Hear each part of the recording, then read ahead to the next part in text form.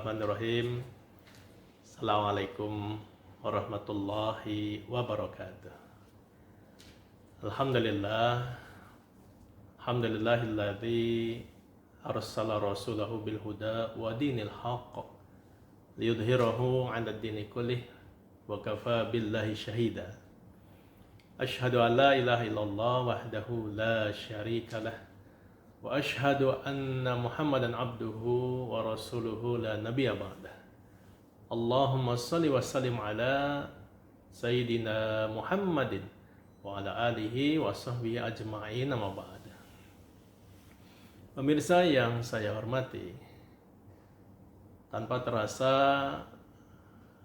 hari ini kita sudah berada di bulan Sya'ban 1445 Hijriah. Itu artinya dalam hitungan hari insya Allah kita akan berjumpa dengan bulan suci Ramadan 1445 Hijriah. Waktu kita di bulan Rajab, kita sudah berdoa kepada Allah Subhanahu wa taala, Allahumma barik lana fi Rajab wa Sya'ban wa balikna Ramadan. Ya Allah, berkahilah kami di bulan Rajab dan bulan Sya'ban, dan pertemukanlah kami dengan bulan Ramadan.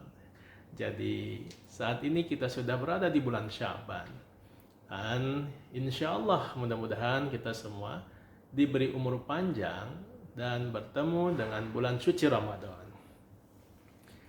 Pemirsa yang saya hormati, mengapa bulan Ramadan ini penting? Bulan Ramadan ini menjadi penting bagi orang Islam karena di dalam bulan Ramadan Allah memerintahkan kepada umat Islam seluruh dunia agar mereka menjalankan ibadah puasa. Hal ini sebagaimana yang Allah firmankan di dalam Al-Quran di surat Al-Baqarah surat kedua ayat 183. Allah berfirman, A'udzubillahi minasyaitonirrajim. Ya ayyuhalladzina amanu kutiba 'alaikumussyiyam kama kutiba 'alal ladzina min qablikum la'allakum tattaqun. Yang artinya adalah, wahai orang-orang yang beriman, diwajibkan atas kamu untuk berpuasa sebagaimana telah diwajibkan kepada umat-umat terdahulu agar kamu bertakwa. Jadi di bulan Ramadan ini kita nanti akan menjalankan ibadah puasa bersama seluruh umat Islam di berbagai belahan dunia. Pemirsa, bulan Ramadan berdasarkan ayat ini identik dengan sebutan bulan puasa. Ya, karena memang di bulan Ramadan inilah Allah Subhanahu wa taala mewajibkan kepada kita untuk berpuasa 1 bulan penuh. Secara bahasa ya, atau secara lughatan, puasa itu artinya adalah al-imsak atau menahan. Arti luasnya adalah menahan diri dari makan, dari minum, dari hubungan seksual, dan hal-hal yang membatalkan puasa dari sejak waktu subuh hingga terbenam matahari atau saat waktu maghrib dengan niat ibadah kepada Allah Subhanahu wa taala. Ya, jadi ini arti luas dari puasa. Menahan diri, tidak makan, tidak minum, tidak hubungan seksual, hubungan suami istri. Ya, dan tidak melakukan hal-hal yang membatalkan puasa kita. Dari kapan? Dari waktu subuh, azan subuh, hingga datangnya waktu maghrib. Dan yang paling penting adalah dengan niat ibadah kepada Allah Subhanahu wa taala. Pemirsa, yang perlu kita ketahui adalah ternyata puasa yang telah diperintahkan oleh Allah Subhanahu wa taala kepada manusia itu sudah sejak lama Allah perintahkan kepada seluruh kaum di berbagai masa di dunia sejak masa dahulu, ya. Jadi kewajiban puasa itu bukan hanya bagi umat Nabi Muhammad SAW saja, Tetapi kewajiban puasa ini juga Allah berikan kepada umat dan Rasul, ya, umat Nabi dan Rasul sebelum Nabi Muhammad SAW diutus. Ya. Nah, semua umat-umat terdahulu itu mereka berpuasa sesuai dengan konsep dan ajaran Nabi dan Rasulnya masing-masing atas petunjuk dan arahan dari Allah Subhanahu wa Ta'ala.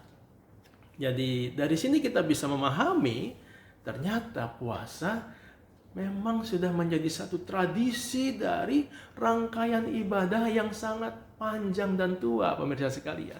Bukan baru-baru belakangan ini, tidak, tapi dari masa-masa terdahulu. Ya, jadi puasa ini memang satu tradisi ibadah yang sudah sangat lama, sudah sangat tua.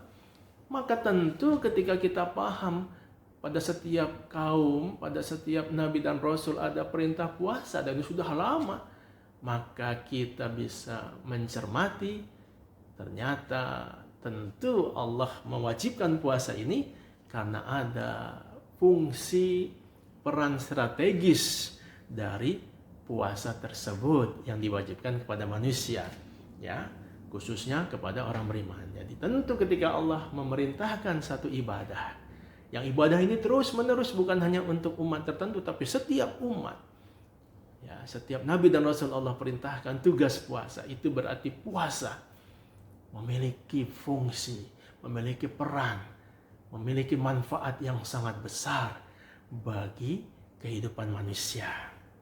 Ya, oleh karenanya patut sekali kita menggali, merenungi, mencari tahu kira-kira apa ya alasan, penyebab atau tujuan, ya, sehingga Allah mewajibkan ibadah puasa kepada seluruh umat-umat terdahulu, termasuk kepada umat Nabi Muhammad Sallallahu Alaihi Wasallam. Pemirsa yang saya hormati, ya, paling tidak kalau kita renung-renung, ya, ada 5 manfaat, ada 5 tujuan dari pelaksanaan ibadah puasa yang dapat kita gali dan kita rasakan. Apa 5 manfaat tersebut, hadirin sekalian? Yang pertama adalah manfaat kesehatan. Ya, yang kedua adalah manfaat psikologis. Yang ketiga adalah manfaat sosial. Yang keempat adalah manfaat ekonomi. Dan yang kelima adalah manfaat spiritual. Ya, jadi kita coba renung, kita coba gali. Maka Al-Fakir mencoba merumuskan, meramu berdasarkan berbagai macam literatur, berbagai macam kajian, ya, maka paling tidak ada 5 manfaat dari menjalankan ibadah puasa. Kita coba gali satu demi satu, pemirsa, ya. Yang pertama adalah manfaat puasa, yaitu manfaat kesehatan. Nah, setiap orang yang berpuasa tentu akan memberikan kesempatan kepada seluruh bagian organ pencernaan tubuhnya untuk berhenti beraktivitas. Betul pemirsa, ya? Betul kan? Berhenti beraktivitas nih seluruh organ pencernaan yang ada di tubuh manusia. Mulai dari mana? Mulai dari mulut, kerongkongan, lambung, usus halus, pankreas, hati, kantong empedu, usus besar, rektum, dan anus itu akan beristirahat secara total ketika seorang berpuasa. Ya. Bayangkan pemirsa, 11 bulan atau sama dengan 330 hari atau sama dengan 7.920 jam. Organ pencernaan manusia terus bekerja tanpa kenal henti. Ya, organ itu terus beraktivitas dan bekerja untuk kepentingan hidup manusia dan tidak bisa mengadu kalau dirinya sudah lelah. Nggak bisa, ya. Dia kerja terus tuh 11 bulan, 330 jam, 330 hari, 7.920 jam kerja terus, lelah. Akibatnya tentu kita sadar, ya, tentu bisa diyakini sedikit banyak organ-organ pencernaan itu akan dapat mengalami kerusakan atau kejenuhan. Setuju pemirsa ya?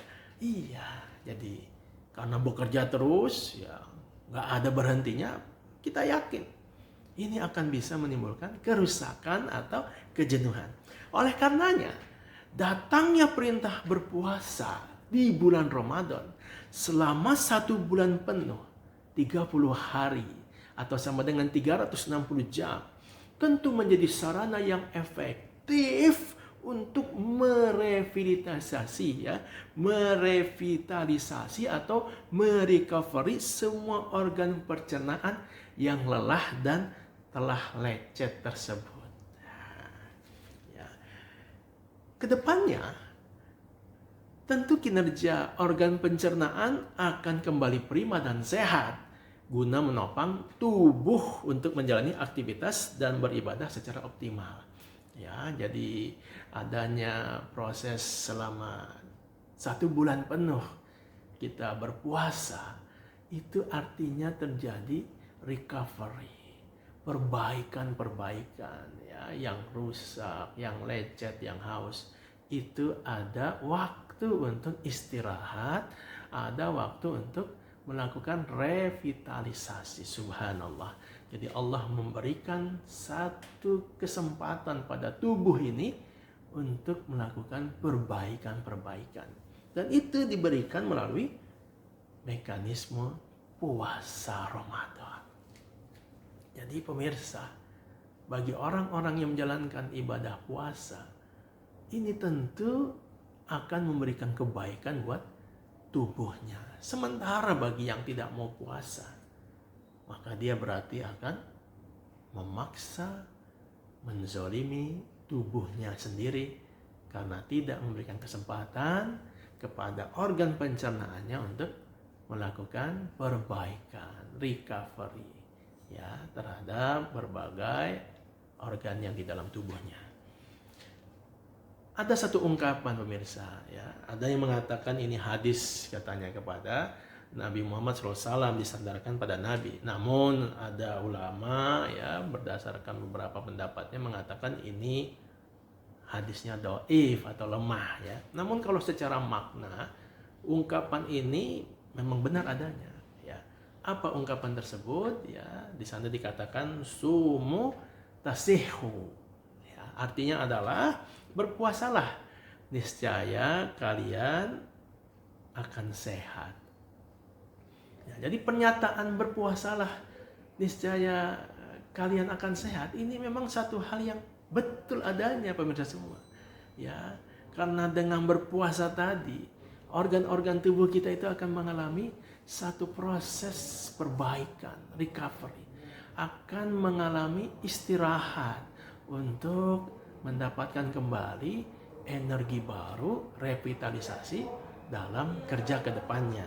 Ya, dengan adanya puasa, maka terjadi yang namanya pembakaran lemak, terjadi yang namanya pengurangan kolesterol, terjadi yang namanya penguatan jantung, terjadi yang namanya peningkatan metabolisme tubuh, dan lain-lain sebagainya. Itu semua adalah buah dari berpuasa.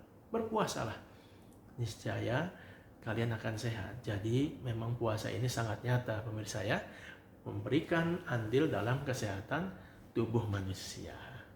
Nah, ini adalah manfaat yang pertama. Subhanallah, dari manfaat pertama saja rasa-rasanya kita tidak akan mau melewatkan puasa 1 bulan di bulan Ramadan tersebut. Kita tengok manfaat yang kedua. Apa itu?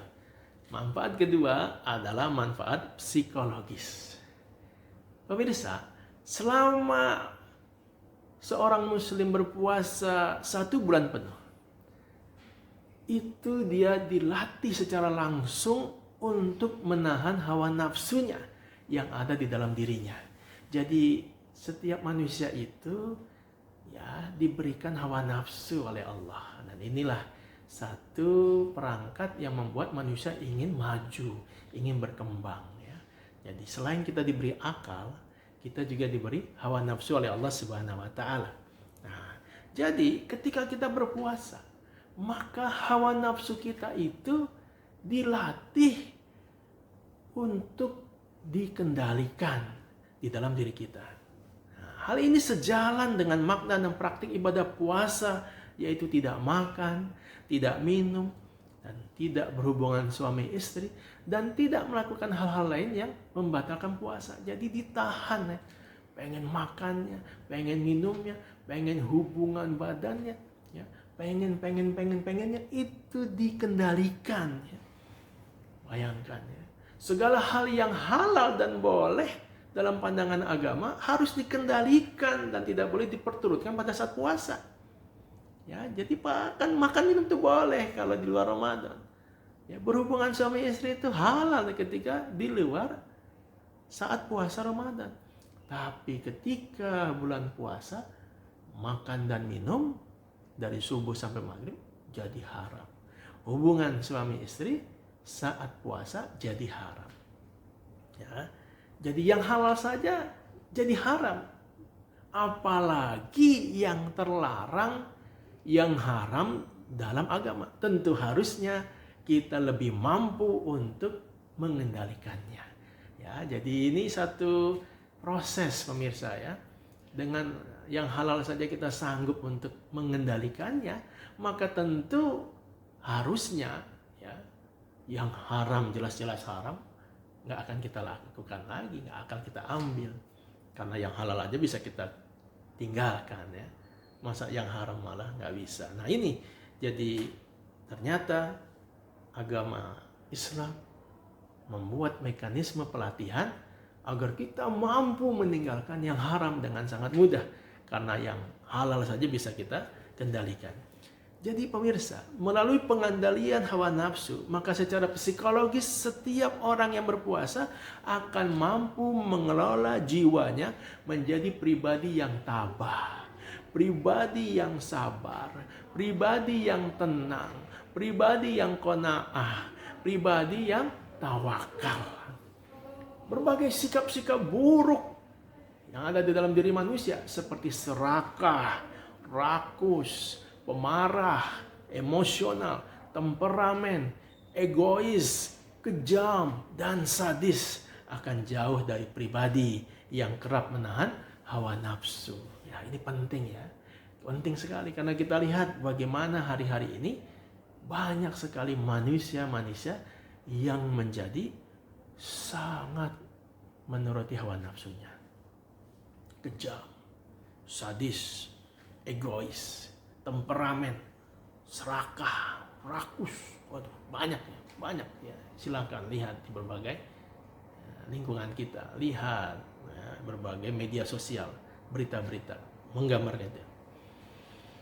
Ya, selain itu pemirsa, lisan dan kemaluan kita juga turut berpuasa ya sebagai buah dari kematangan jiwa yang tertempa oleh hawa nafsu. Ya, jadi ketika kita dididik oleh Allah melalui puasa Ramadan, maka lisan kita, kemaluan kita menjadi terjaga. Ya, tidak akan asal keluar kalimat-kalimatnya, tidak akan melakukan aktivitas hubungan seksual kepada yang haram. Ya, lisan dan kemaluan kita ini akan bisa terjaga, ya, karena bagi orang-orang yang lisan dan kemaluannya tidak bisa terjaga, tidak bisa terkendali, umumnya orang itu akan membawa kerusakan dan kekacauan di dunia hingga tentu dampak buruk di akhirat.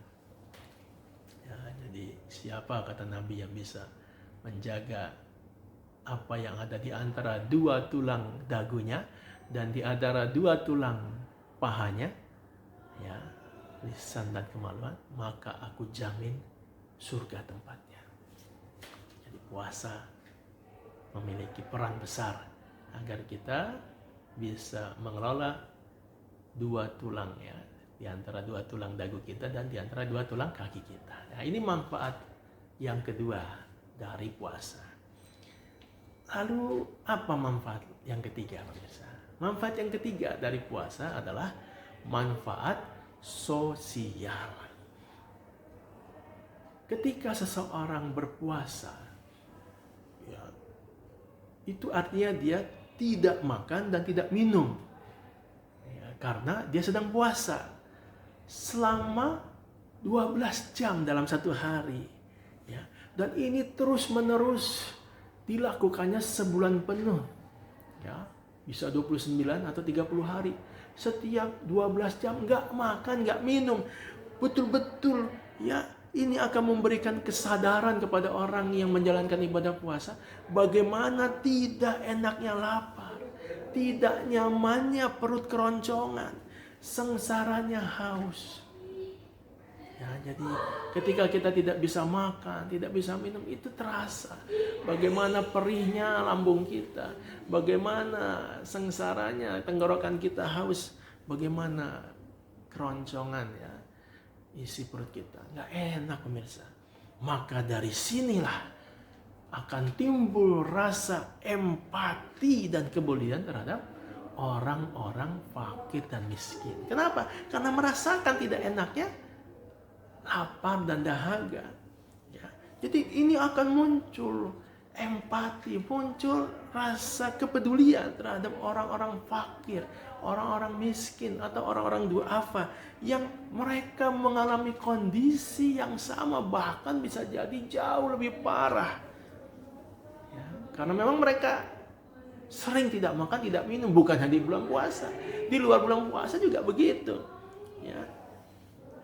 Kalau kita lapar dan dahaga, orang yang puasa itu lapar dahaganya by design, ya, karena diperintahkan oleh Allah Subhanahu Wa Taala dan arahan dari Nabi Muhammad SAW. Jadi by design kita nggak makan 12 jam.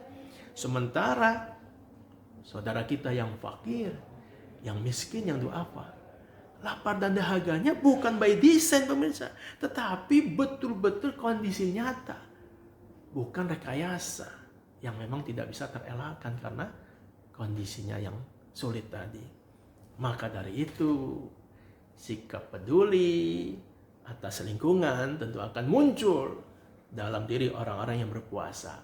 Perhatian, empati, dan bantuan terhadap kondisi sosial masyarakat di sekitarnya merupakan wujud konkret atas hasil tempaan puasa selama sebulan penuh. Ya, jadi ini ya buah dari puasa Ramadan, ya, manfaat sosial, kepedulian sosial.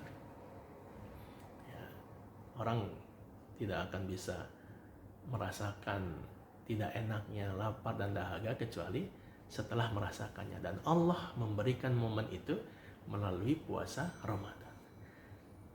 Manfaat yang keempat dari puasa adalah manfaat ekonomi. Pemirsa, tindak lanjut dari manfaat sosial atas puasa adalah lahirnya sikap ingin berbagi dalam hal ekonomi. Ya, karena sudah merasakan tidak enaknya lapar, tidak enaknya haus, ya, bagaimana sakitnya perut keroncongan, bagaimana sengsaranya tenggorokan kering, maka muncul satu keinginan untuk berbagi dalam hal ekonomi. Ya, jadi lanjutan dari kondisi sosial tadi muncul keinginan berbagi secara ekonomi. Nah, ini adalah bentuk representasi nyata atas kepedulian dan perhatian terhadap saudaranya yang berkekurangan.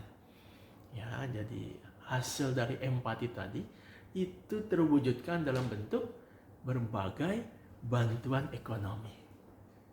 Nabi kita Muhammad SAW ya, di bulan Ramadan itu terkenal menjadi pribadi yang sangat permurah dalam berbagi. Ya, dalam satu hadis dikatakan ringannya Nabi itu berbagi di bulan Ramadan seperti angin yang berhembus. Ya, jadi ini menggambarkan bagaimana Nabi begitu pemurahnya, begitu dermawannya ketika bulan Ramadan, seperti angin berhembus.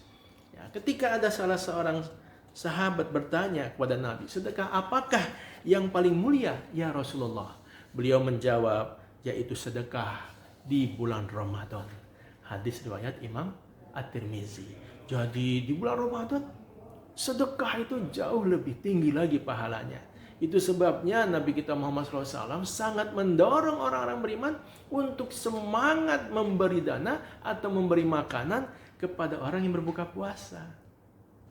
Ya, karena apa? Karena ini buah dari puasa tersebut, ada kepedulian ekonomi.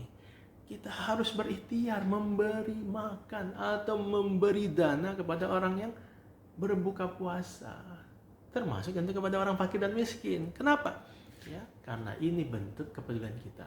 Andai kita tidak mampu memberi mereka paket makanan yang lengkap, ya, pada saat untuk berbuka puasa, maka Nabi menganjurkan jangan lewatkan memberi makan orang yang berbuka puasa walaupun dengan sesuatu yang kecil sekalipun, ya, minimalis, yaitu seteguk air atau sebiji kurma. Karena di sana Allah siapkan pahala.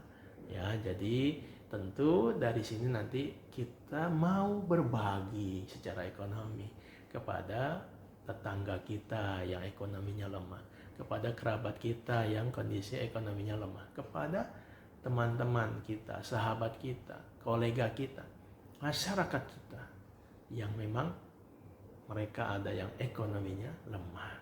Ya, jadi itu buah dari puasa. Dan mekanisme berbagi terkait dengan manfaat ekonomi lainnya juga ada. Apa itu? Yaitu penyaluran zakat, infak, sedekah, dan wakaf. Nah, ini kan menjadi satu tren, ya. Di bulan Ramadan kita akan mengeluarkan zakat fitrah dan zakat mal. Ya, kita berinfak sedekah, dan ini satu hal yang sangat dianjurkan, ya, karena ini merupakan bentuk manifestasi keinginan untuk menolong dan meringankan beban kesulitan ekonomi saudaranya. Jadi pemirsa, ini manfaat yang keempat, manfaat ekonomi. Dan manfaat yang terakhir dari menjalankan ibadah puasa di bulan Ramadan adalah manfaat spiritual. Pemirsa yang saya hormati, puncak atau muara dari berbagai manfaat puasa selama sebulan penuh itu, ya, adalah terbentuknya pribadi yang kuat dalam iman dan kokoh dalam takwa. Ya, jadi manfaat kesehatan, manfaat psikologis, manfaat sosial, manfaat ekonomi, itu muaranya adalah manfaat spiritual, yaitu terwujudnya iman yang kuat, takwa yang kokoh. Ya, jadi ini adalah pribadi yang mengedepankan spiritualisme, nilai-nilai ketuhanan, nilai-nilai ilahiyah dalam segala aktivitas hidupnya. Karena dia terpola, terbentuk melalui puasa. Dirinya akan senantiasa untuk berkomitmen dalam menjalankan ajaran agama Islam secara menyeluruh dan totalitas. Ya, jadi puasa ini membuat orang Islam ketika dia menjalankan dengan baik dan benar, itu menjadi seorang muslim yang kafah, yang totalitas, ya. Spiritualisme utama yang dibentuk dan diarahkan dari puasa adalah menjadikan Allah Azza wa Jalla sebagai pusat aktivitas dan tujuan dalam hidup kita, pemirsa. Yaitu puasa, menjadikan Allah sebagai pusat tujuan dan aktivitas kita. Ya, mulai dari bangun tidur di pagi hari, lalu beraktivitas di siang sore hari, hingga kita tidur kembali di malam hari. Ya, semuanya diniatkan, semuanya orientasinya adalah untuk penguasa alam semesta jagat raya Allah Subhanahu wa Ta'ala. Ya, hal ini sangat relevan dengan doa iftitah yang kita baca, dengan ayat di dalam Al-Quran, surat Al-An'am, surat ke-6 ayat 162. A'udzubillahi minasyaitonirrajim. Qul inna salati wa nusuki wa mahyaya wa mamati lillahi rabbil alamin. Ya, yang artinya adalah katakanlah, sesungguhnya salatku, ibadahku, hidupku dan matiku hanya untuk Tuhan Allah, yaitu Tuhan semesta alam. Ya, jadi ini manfaat spiritualnya itu kita menjadikan Allah sebagai tujuan dalam seluruh aktivitas kita. Ya, oleh karenanya ketika kita dengar hadis qudsi yang Allah firmankan. Ya, Allah berfirman, illa saum fa innahu li wa ana ajzi bihi. Yang artinya adalah kecuali puasa. Ya, sebab ia hanyalah untukku dan akulah yang akan memberikan ganjaran padanya secara langsung. Hadis riwayat Imam Bukhari. Jadi untuk ibadah salat, ibadah zakat, ibadah haji, ibadah-ibadah lainnya Allah sebutkan ganjaran pahalanya secara eksplisit. Ada yang sampai 27 derajat, ada yang berlipat-lipat derajatnya sampai 700 kali lipat, ada yang surga. Tapi untuk puasa Allah tidak sebutkan ganjaran pahalanya. Allah katakan apa? Puasa itu untukku dan aku yang akan membalasnya langsung. Ya, jadi memang puasa ini menjadi satu ibadah yang kita diarahkan orientasinya hanya untuk Allah Subhanahu wa taala. Jadi pemirsa yang saya hormati, mencermati banyaknya manfaat yang dapat diraih dari puasa, maka tentu sudah sepatutnya kita orang yang beriman mengungkapkan rasa syukur yang mendalam kepada Allah Subhanahu wa taala. Oleh karena nilai manfaat yang terbesar dari menjalankan ibadah puasa justru kembali kepada diri kita manusia itu sendiri. Ya, jadi manfaat puasa ini bukan buat siapa-siapa, tapi manfaat puasa ini kembali kepada diri kita. Tentunya menjadi satu kewajaran dan bahkan kebutuhan. Ya, apabila kemudian aktivitas puasa ini seperti berulang-ulang dan menjadi tradisi yang Allah perintahkan pada setiap generasi dan diwajibkan untuk diamalkan setiap tahun bagi umat Islam, umatnya Nabi Muhammad SAW. Ya, hal ini dikarenakan memang manusia dapat selalu kembali kepada fitrah keasliannya yang suci, baik secara jasmani maupun rohani, setelah dia menjalani ibadah puasa Ramadan. Ya, jadi ini hal-hal yang harus kita pahami dan bisa kita jadikan satu pendorong, penyemangat. Tentunya setelah puasa Ramadan selesai, ada banyak puasa-puasa sunnah yang bisa kita kerjakan dikarenakan manfaatnya yang banyak tadi. Ada 5 puasa sunnah apa saja. Puasa sunnah Senin dan Kamis. Ya, ini sebulan hanya 8 hari. Jadi Senin Kamis sepekan 2 kali, kali 4 pekan berarti 8 hari. Sisanya 22 hari bebas kita makan minum. Nah, ini upayakan pemirsa. Ya, puasa Senin Kamis. Oh, atau puasa Ayyamul Bid. Ya, sebulan hanya 3 hari. Tanggal 13, 14 dan 15 Hijriah. Ya, saat bulan purnama. Itu kita juga disunahkan kalau mau puasa Ayyamul Bid, hari-hari putih, hari-hari bulan purnama. Atau mau lebih tambah lagi puasanya, ada puasa Nabi Daud. Ya, sehari puasa, sehari libur. Sehari puasa, sehari libur, berarti sebulan 15 hari puasanya.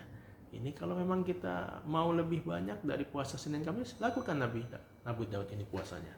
Atau nanti ada puasa ya 6 hari di bulan Syawal setelah Ramadan. Ini sangat dianjurkan untuk menyempurnakan puasa kita. Siapa yang puasa 6 hari di bulan Syawal, dia ibarat puasa sepanjang tahun, kata Nabi. Nanti kemudian ada lagi puasa hari Arafah. Ya, tanggal 9 Zulhijjah. Kalau sanggup dari tanggal 1 Zulhijjah sampai tanggal 9 itu bagus sekali. Ya, siapa yang puasa di hari Arafah, kata Nabi, akan diampuni dosanya 2 tahun. Ya, setahun sebelumnya dan setahun yang akan datang. Dan masih ada lagi puasa hari Asyura, ya, tanggal 10 Muharram. Nah, ini tanggal 10 Muharram adalah hari-hari yang banyak kejadian besar.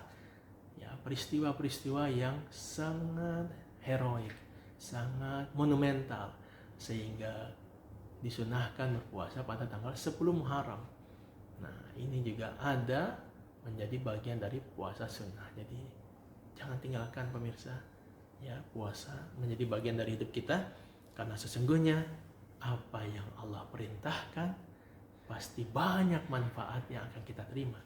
Adapun apa yang Allah larang pasti banyak keburukan dan kerugian yang akan menimpa diri kita. Mudah-mudahan kita semua diberikan kesehatan, diberikan umur panjang, dan diberikan semangat untuk menjalankan ibadah puasa, baik yang wajib di bulan Ramadan maupun yang sunnah di luar bulan Ramadan. Demikian tausiah yang dapat disampaikan dari Al-Faqih Muhammad Rubil Yatim. Lebih dan kurangnya mohon maaf. Hadanallahu wa iyyakum ajma'in.